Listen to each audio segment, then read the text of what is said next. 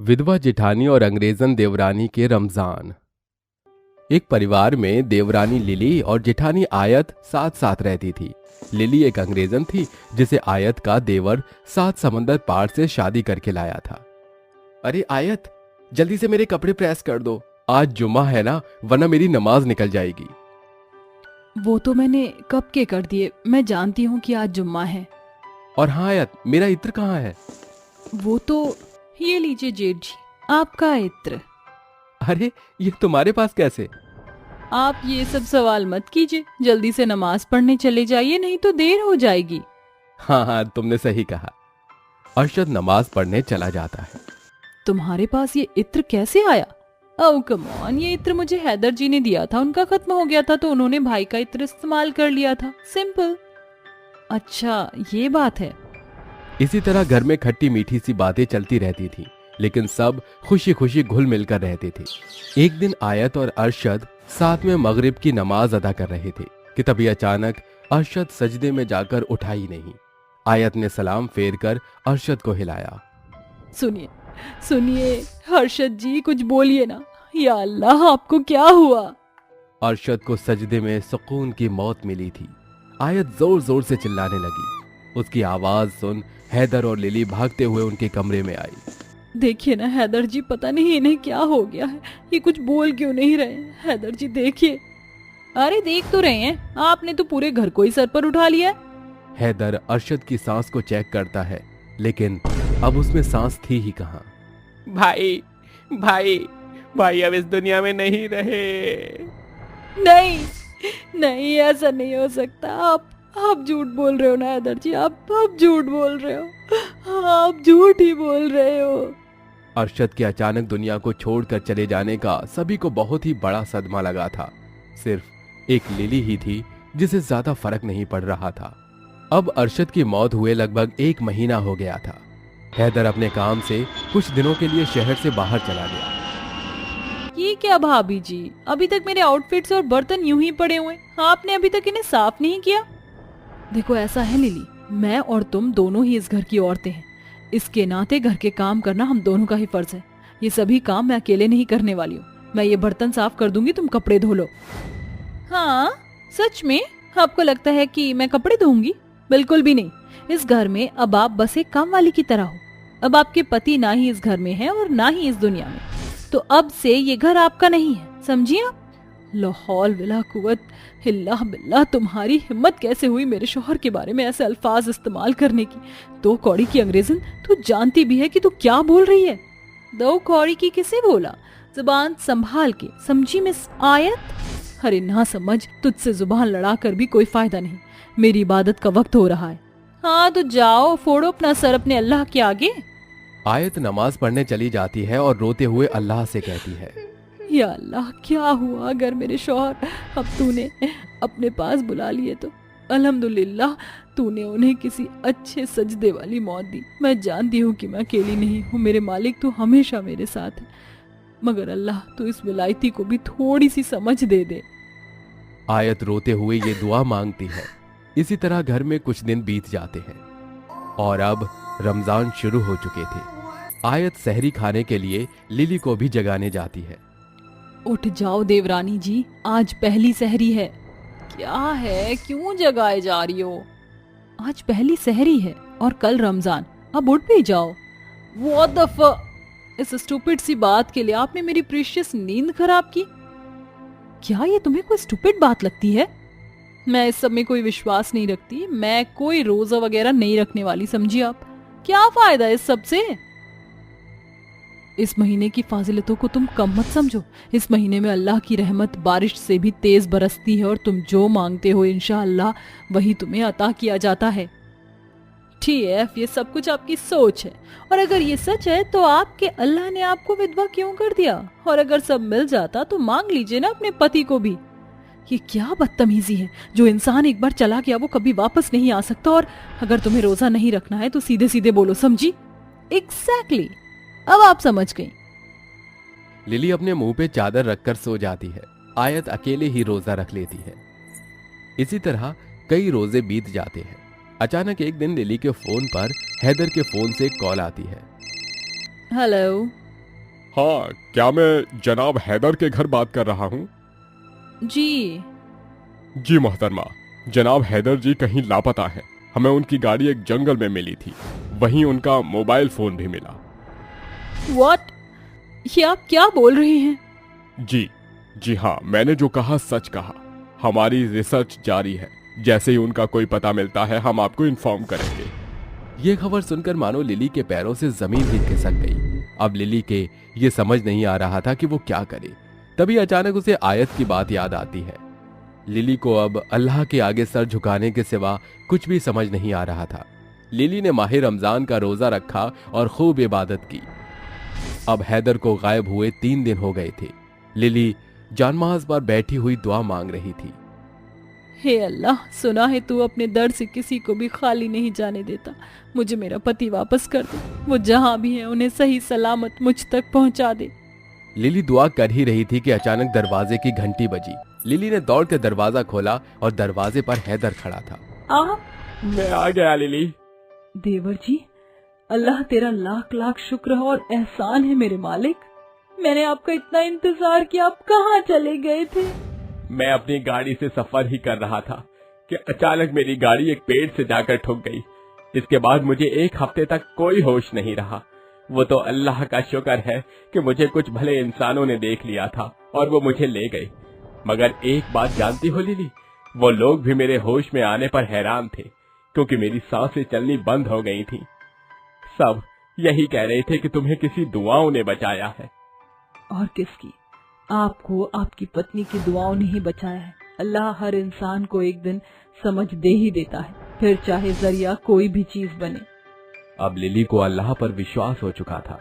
वो आयत से भी अपने बुरे बर्ताव के लिए माफी मांगती है और फिर पूरा परिवार बचे हुए रोजे खुशी से अदा करता है। ओहो, ए बहू कहाँ है? कहीं दिखाई नहीं दे रही। अरे शिल्पा, कहाँ है तू? दुर्गा माँ की पूजा करनी है, जल्दी से आ जा। शिल्पा अपने कमरे में शीशे के आगे सेल्फी ले रही होती है। अरे वाह, मैं तो बहुत खूबसूरत लग रही हूँ। 2-4 सेल्फी ले लेती हूँ ताकि मैं इन्हें इंस्टा और फेसबुक पर अपलोड कर सकूँ। शिल्पा इधर अपनी सेल्फी ले रही होती है, वहीं महेश्वरी की छोटी अंग्रेजन बहू साड़ी पहनकर हाथ में पूजा की थाली लेकर महेश्वरी के पास आती है और कहती है, माँ जी, लगता है शिल्पा दीदी को आने में थोड़ा सा समय लगेगा।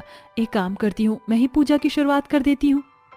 एक वो है जो हमेशा सेल्फी में लगी रहती है और एक तू है जिसे हिंदी भी सही से नहीं आती और हमेशा भक्ति में लगी रहती है। जा, तू ही जाकर दुर्गा माँ की पूजा कर दे। सुबह से मंदिर सूना पड़ा है। अलीना मंदिर में जाती है और पूजा शुरू कर देती है, जिसके बाद वो दुर्गा माँ की आरती गाती है। जय अम्बे गौरी मैया, जय श्यामा गौरी, तुमको निश दिन ध्यावत हरि ब्रह्मा शिव जी। जय अम्बे गौरी, मांग सिंदूर विराजत, टीको मृग मद को, उज्ज्वल से दो नैना, चंद्र बदननी को। जय अम्बे गौरी। अरे वाह मेरी देवरानी जी, तुमने तो आरती भी शुरू कर दी। चलो अच्छा है, एक अंग्रेजन को आरती गाते हुए जब लोग देखेंगे तो बहुत आकर्षित होंगे। तुम्हारी वीडियो बनाकर मैं अपनी इंस्टाग्राम पर जरूर डालूंगी। शिल्पा ऐसा कहने के बाद अपना फोन लेती है और अपनी अंग्रेजन बहू की वीडियो बनाने लगती है। पीछे से महेश्वरी उसके सिर पर हाथ मारते हुए कहती है, बड़ी बहू, तुझे तो जरा भी अकल नहीं है। तेरी छोटी देवरानी वहाँ पूजा कर रही है और तू वीडियो बना रही है। चुपचाप जाकर उसके साथ पूजा कर। अच्छा माँ जी, ठीक है, लेकिन मुझे मार क्यों रही हो? एक तो आप लोगों को मैं फेमस करना चाहती हूँ और आप हो कि क्या ही बताऊं। चलो छोड़ो, पहले मैं पूजा कर लेती हूँ। शिल्पा ऐसा कहकर अलीना के साथ पूजा करने लगती है। पूजा खत्म होने के बाद वो प्रसाद देते हुए भी महेश्वरी के साथ सेल्फी ले लेती है। ओहो बहू, तेरा कुछ नहीं हो सकता। जा जाकर अपनी छोटी देवरानी के साथ मिलकर घर के काम करवा ले। लेकिन माँ जी, ये तो मेरा शूटिंग करने का टाइम है। मैं पहले कुछ वीडियोस बना लूं, उसके बाद घर के काम करूंगी। ऐसा कहकर शिल्पा अपने कमरे में चली जाती है और ढेर सारी वीडियो और फोटो क्लिक कर लेती है। वहीं बेचारी अलीना आराम से रसोई में सबके लिए नाश्ता बना रही होती है। दुर्गा माँ, मेरी सास मुझे बिल्कुल भी पसंद नहीं करती। मेरी आशा है कि आप जल्दी से हमारे बीच के अनुबंध को सुलझा दो। तभी वहां महेश्वरी आ जाती है और कहती है, हे भगवान, अभी तक तू नाश्ते में ही लगी पड़ी है। माता रानी का भोग क्यों नहीं बनाया? एक काम ढंग से नहीं कर सकती ये विलायती बहू। महेश्वरी बेवजह ही अलीना को डांट कर वहां से चली जाती है, जिसके बाद अलीना सबके लिए नाश्ता बनाती है और फिर रसोई को अच्छे से साफ करके माता रानी का भोग भी बनाती है। माँ जी, इससे पहले मुझे कुछ कहें, मैं जल्दी से जाकर माता रानी को भोग लगा देती हूँ। अलीना फौरन जाती है और दुर्गा माँ को भोग लगा देती है, जिसके बाद वो वहां से रसोई की तरफ आती है और सबका नाश्ता तैयार करके टेबल पर लगा देती है और सभी को नाश्ते के लिए बुला लेती है। अरे वाह अलीना, तुमने तो बहुत अच्छा नाश्ता बनाया है। तुम्हारे हाथों में तो जादू है, जादू। चलो चलो, तुम भी आकर हमारे साथ नाश्ता करो। नहीं नहीं कार्तिक जी, आप नाश्ता कीजिए। दरअसल मैंने नवरात्रि के व्रत रखे हैं और आज मेरा पहला नवरात्रा है। पता नहीं विलायती बहू से माता रानी खुश भी होंगी या नहीं। कहीं दुर्गा माँ इस अंग्रेजन के व्रत रखने पर क्रोधित ना हो जाएं। महेश्वरी फिर से ताना दे देती है, लेकिन कोई भी कुछ नहीं कह पाता, जिसके चलते अलीना वहां से चली जाती है। वहीं दूसरी तरफ शिल्पा कहती है, नवरात्रि केवल अलीना ने नहीं बल्कि मैंने भी रखे, लेकिन किसी ने मेरे बारे में तो कुछ कहा ही नहीं। अरे बड़ी बहू, तुम तो संस्कारी हो ही, इसके बारे में तो सब लोग जानते ही हैं। महेश्वरी इतना कहती ही है कि तभी शिल्पा नाश्ते पर लगे हुए सभी खाने की सेल्फी लेने लगती है और वो रखे नाश्ते की भी फोटो खींचकर फेसबुक और इंस्टाग्राम पर लगा देती है। अब मैं खा तो सकती नहीं हूँ, लेकिन इसकी फोटो पोस्ट तो कर सकती हो। वैसे देवरानी जी, देखो तुम्हारे हाथ के बनाए हुए खाने की सब लोग कितनी तारीफ कर रहे हैं। सब लोग मुझे कमेंट और लाइक कर रहे हैं। अरे शिल्पा, नाश्ता करने के टाइम तो कम से कम फेसबुक और इंस्टाग्राम की दुनिया से बाहर निकल जाया करो। हाँ, तुम्हें तो जब देखो चीजों का शो ऑफ करना ही आता है। इसके अलावा भी दुनिया में बहुत सारी चीजें होती हैं जो कि तुम्हारा किसी पर भी ध्यान नहीं होता। रवि ऐसा कहकर नाश्ते की टेबल पर से उठता है और अपने ऑफिस के लिए निकल जाता है। वहीं कार्तिक भी अलीना से अपना लंच बॉक्स लेता है और अपने ऑफिस के लिए निकल जाता है। अरे ओ विलायती, यहाँ खड़ी खड़ी क्या कर रही है? तुझे पता है ना मेरी शिल्पा बहू ने व्रत रखा है, उसने कुछ भी नहीं खाया है। जाओ उसके लिए गर्मा गर्म कूटू के आटे की पूरी और साबूदाने की खीर बनाकर लेकर आओ और सादा आलू जरूर ले आना। हाँ हाँ माँ जी, अभी लेकर आती हूँ। अलीना तुरंत ही नाश्ते की टेबल पर व्रत वाला खाना भी लगा देती है, जिसके बाद दोनों सास बहू पेट भरकर अच्छे से खा लेते हैं, लेकिन अलीना उसमें से कुछ भी नहीं खाती। अरे क्या हुआ अलीना, तुझे कुछ नहीं खाना है क्या? नहीं माँ जी, अगर अभी खा लूंगी तो फिर व्रत किस काम का? ऐसा कहने के बाद अलीना नाश्ते की टेबल पर से झूठे बर्तन उठाती है और रसोई में लाकर धोने लगती है। ऐसे ही धीरे धीरे दिन बीतने लगते हैं और रोजाना महेश्वरी और शिल्पा दुर्गा माँ के व्रत के चलते खूब सारा खाना खाते रहते और वहीं बेचारी अलीना अच्छे से व्रत रखने के बाद भी पूरे घर के काम करती। महेश्वरी अलीना को जरा भी पसंद नहीं करती थी, क्योंकि वो अंग्रेजन थी। वहीं देखते ही देखते वो दिन भी आ जाता है जिस दिन दुर्गा माँ का आखिरी नवरात्र होता है और दोनों बहू रसोई में कन्याओं को खिलाने के लिए भोग बना रही होती हैं। शिल्पा बहू जरा ध्यान से देखना, इस अंग्रेजन की बच्ची को आता जाता कुछ है नहीं, यहाँ पर लगी पड़ी है, कहीं किसी काम में गलती ना कर दे। चिंता मत करो माँ जी, मेरे होते हुए कुछ भी गलत नहीं होगा यहाँ। महेश्वरी चली जाती है, शिल्पा फोन में लग जाती है और बेचारी अलीना सारा कन्या का भोग अकेले ही बनाती है, जिसके बाद वो मंदिर के पास से कुछ गरीब कन्याओं को अपने साथ अपने घर ले आती है। छी छी छी, तुम इन लड़कियों को क्यों लेकर आई हो? जरा देखो इनके कपड़े कितने फटे पुराने और कितनी गरीब हैं ये बच्चियां। दीदी, आप ऐसा क्यों कहती हो? ये तो बहुत भाग्यशाली वाली बात है कि हम गरीब बच्चियों को खाना खिलाएं। अच्छा चलो छोड़ो, वैसे भी इंस्टाग्राम पर डाल दूंगी तो बहुत सारे लाइक और फॉलोवर्स आएंगे। अलीना उन सभी 9 कन्याओं के पैरों को अच्छे से साफ करती है और उनके पैरों पर तिलक लगाती है, जिसके बाद वो उन सभी को भोजन परोसती है। वहीं शिल्पा ये सब करती हुई अलीना की और सारी गरीब लड़कियों की फोटो और वीडियो बना रही होती है, जिसमें उसकी सास भी उसका साथ देती है। अरे अरे शिल्पा, फिल्टर तो लगाया ही नहीं तूने, जल्दी से फिल्टर लगा। शिल्पा फिल्टर लगा रही होती है कि तभी वहां दुर्गा माँ प्रकट हो जाती है। मुझे तो यकीन नहीं होता, साक्षात दुर्गा माँ ने हमें दर्शन दिए हैं अपने। लगता है दुर्गा माँ हमारी भक्ति से प्रसन्न हुई हैं। धन्य हो दुर्गा माँ आपका, जो आप हमारे घर में पधारे हैं। जल्दी से ये वीडियो शूट कर लेती हूँ। यहाँ तुम्हारे लिए नहीं बल्कि अलीना के लिए आई हूँ। अलीना विदेश में रहने के बाद भी उसे यहाँ के तौर तरीके भी नहीं पता थे, फिर भी उसने पूरे रीति रिवाजों से मेरे नवरात्रे किए और पूरी श्रद्धा के साथ कन्याओं को भोजन भी खिलाया। मैं अलीना को वरदान देती हूँ कि इसकी जिंदगी में कभी कोई दुख नहीं आएगा और ये हमेशा जिंदगी में आगे बढ़ेगी। ये कहने के बाद दुर्गा माँ वहां से गायब हो जाती हैं, जिसके चलते शिल्पा और महेश्वरी दोनों को अपनी गलती का एहसास होता है। देखते ही देखते उस दिन के बाद अलीना तरक्की की सीढ़ियों पर चढ़ने लगती है और उसकी जिंदगी के सभी दुख खत्म हो जाते हैं। लेकिन वहीं शिल्पा और महेश्वरी वहीं की वहीं रह जाती हैं। इससे उन्हें सबक मिलता है और वो दिल से दुर्गा माँ की भक्ति शुरू कर देती हैं। शांति देवी अपने 3 बेटों राजीव, आनंद और गोपाल की शादी गांव की 3 सीधी सादी लड़कियों से करके मिर्ची, गुंजा और बिंदिया को बहू बना कर ले आती है। अरे आओ आओ मेरी देसी बहुओं, इस नए घर में तुम्हारा स्वागत है। जी माँ जी। अब तुम तीनों अपने कमरे में जाकर आराम कर लो, शादी ब्याह के भाग दौड़ में थक गई होगी। इसके बाद तीनों बहुएं अपने अपने कमरे में चली जाती हैं और अगले दिन सुबह के 4 बजे उठकर ससुराल की साफ सफाई करके मिलजुल कर खाना बनाकर मेज पर सजा देती हैं। अम्मा जी आ जाइए, खाना तैयार है।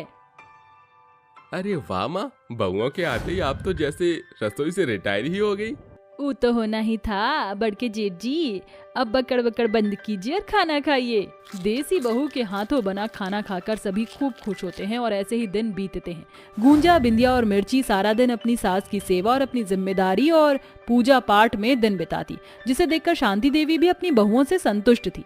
एक दिन शांति कहती है, सच बहू, तुम तीनों के आने के बाद से घर खुशियों के माहौल से भर गया है। बस अब एक बार तुम्हारे दोनों देवर भी विदेश से आ जाएं तो उनकी भी शादी कर दूं। शांति अपने आखिरी बचे 2 बेटों की शादी के ख्वाब ही सजा रही थी कि तभी दरवाजे से अनुराग और चिराग अपनी विदेशी पत्नियों ग्रेसी और स्टेला के साथ अंदर आते हैं। तभी मिर्ची विदेशी बहुओं को घूरती हुई बोलती है, अरे गजब चच्चा, ई देवर जी तो एकदम मस्त माल पटा लाए हैं। मिर्ची को ऐसा कहता देखकर ग्रेसी गुस्से से बोलती है, What the hell is this अनुराग? कौन है ये गवार? ये सुनकर तीनों देसी बहू ग्रेसी पर चढ़ बैठती हैं। हमको गवार कहती हैं, तू है भूरी भैंसिया। What do you mean by भूरी भैंसिया? इस पर बिंदिया इतरा कर जवाब देती है, हम बतावत हैं भूरी भैंसिया का मतलब ब्राउन बफेलो। इसी के साथ 5 देसी विदेशी बहुओं में जंग छिड़ जाती है, जिसे देख सास बोलती है, अरे बस करो, अब क्या अखाड़े में उतरोगी? अनुराग, कौन है ये विदेशी? माँ, ये आपकी बहुएं हैं। ग्रेसी मेरी पत्नी है और स्टेला चिराग की पत्नी है। ग्रेसी, स्टेला, नमस्ते करो माँ को। नमस्ते सासू मॉम। अरे ये झूठे संस्कार का दिखावा बाद में करना, पहले जाकर अपने कपड़ों का साइज बढ़ाओ। तुम दोनों खड़े क्या हो, ले जाओ इन्हें अंदर। दोनों विदेशी बहुएं हाई हील पटकते हुए कमरे में चली जाती हैं। हर इतवार की तरह तीनों देसी बहुएं गोबर से घर आंगन लीप पोत कर, नहा धोकर जोर जोर से घंटी बजाकर पूजा करती हैं। जय अम्बे गौरी मैया, जय श्यामा गौरी, तुमको निश दिन ध्यावत हरि ब्रह्मा शिव जी, ओम जय Ambe Gauri. Bloody bottom ladies, इनका कुछ तो करना ही पड़ेगा। Come on, stand up Stella. Stella गुस्से से कमरे से बाहर आंगन में मंदिर की ओर आ ही रही होती है कि गोबर की पुताई पर फिसल जाती है और उसका सारा शरीर गोबर में सन जाता है। OMG, ये इतनी गंदी स्मेल कहाँ से आ रही है? इस सुगंध गऊ माता के गोबर से आ रहा है स्टेला।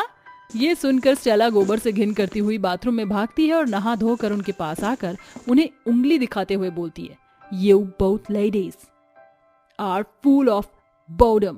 भला जानवर के लैट्रिन को भला घर के फर्श में इस तरह कौन फैलाता है? देखो स्टेला, हम हैं देसी और हमारे गांव देहात में इतवार को गोबर से लीपने की परंपरा पुश्तों से चली आ रही है। खैर, तुम तो 7 समंदर पार से आई हो, तो तुम्हें क्या पता हमारे देश का संस्कार, मगर हम तुम्हें सिखा देंगे। भाड़ में जाए तुम्हारे कॉल्ड संस्कार, because I am not changing my self. थोड़ी ही देर में सभी खाने की मेज पर आते हैं, जहां आलू के पराठे देखकर स्टेला और ग्रेसी बुरा सा मुंह बनाकर बोलती हैं, What is this? अरे ओ गोरी मेम, तुम्हारी आंख में मोतियाबिंद है का, जो आलू का पराठा भी नहीं दिखत है? अरे खाओ, मिजाज ना हरिहरा जाए तो हमारा नाम मिर्ची नहीं, शुद्ध सरसों तेल में तले हैं का। नो थैंक्स, हमें इतना ऑयली खाने की आदत नहीं है, हमें हॉट डॉग खाना है। ग्रेसी की विदेशी खाने की फरमाइश पूरी तरह ना समझ आने पर बिंदिया इसका उल्टा मतलब निकाल कर कहती है, राम राम राम, हमको पता नहीं था कि तुम दोनों को भी चीनी च्याओ म्याओ के जैसे अंध खंड खाने की लत है।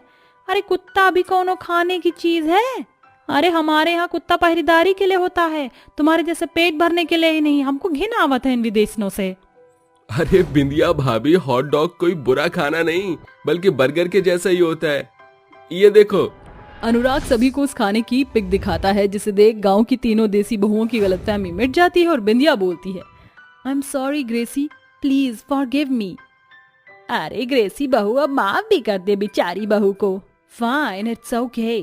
ऐसे ही दिन ढलते हैं, मगर दोनों विदेशी बहुएं अपने छोटे कपड़ों से कोई कॉम्प्रोमाइज नहीं करती और बहुत जल्दी अपनी क्वालिफिकेशन के बेस पर नौकरी करने लगती हैं, जिससे उनका मन पूरी तरह से घमंड से भर जाता है। एक दिन जब बिंदिया हॉल में पोछा लगा रही थी, तब स्टेला जानबूझकर इसके हाथ पर सैंडल से चढ़ जाती है। हाय दैया, ये फिरंगन हमरा हाथ दबा दी। इट्स नॉट माई मिस्टेक, चलो मेरी सैंडल उतारो। अरे हम का तुम्हारी नौकर लगी हैं? मगर मालिक भी तो नहीं, कभी बर्तन घिसती हो तो कभी फर्श। आदर्श बहू बनकर कुछ नहीं मिलेगा तुम्हें, हाँ, मगर अगर हमारे आगे पीछे नौकरों की तरह नाचोगी तो बहुत कुछ मिलेगा, क्योंकि हम विदेशी बहुएं वेल एजुकेटेड और स्मार्ट भी हैं।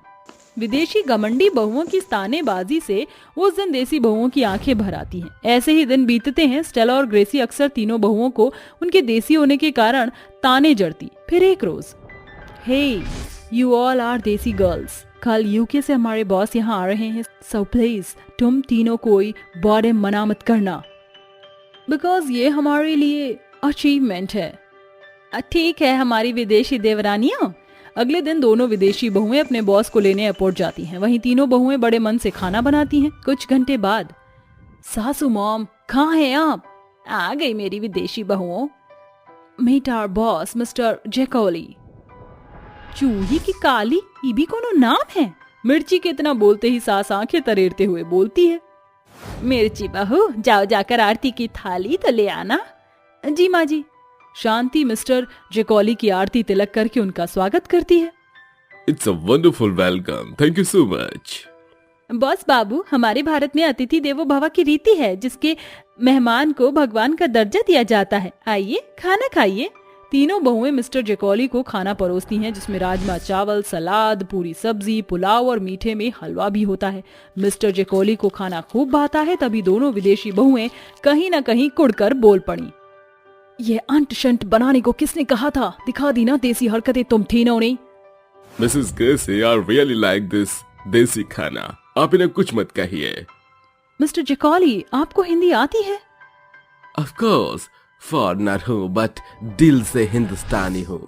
हर कंट्री का कल्चर अपने आप में परफेक्ट होता है, चाहे वो विदेशी हो या देसी। आई एम सो ग्लैड कि अब से आप दोनों मेरी इंडियन कंपनी की ओनर बनकर काम करेंगी।